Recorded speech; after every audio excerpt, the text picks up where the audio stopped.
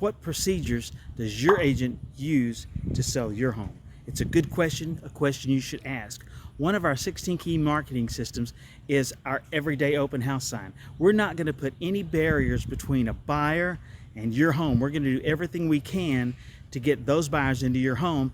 And with our everyday open house system, it's always there, it's always available.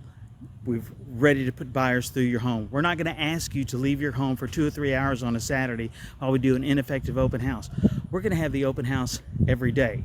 Hi, it's Gary Evans with Evans Realty Group. This is just one of our 16 key marketing systems we use to get your home sold fast.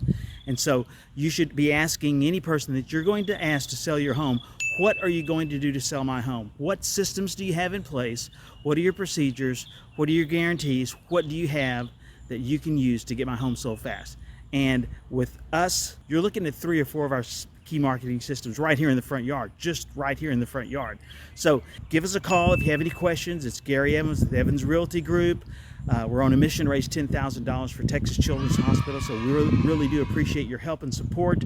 And just wanted to let everyone know that we appreciate you watching this. If you found this information helpful, please share it, like it with a friend, and we're going to be talking to all of y'all again real soon.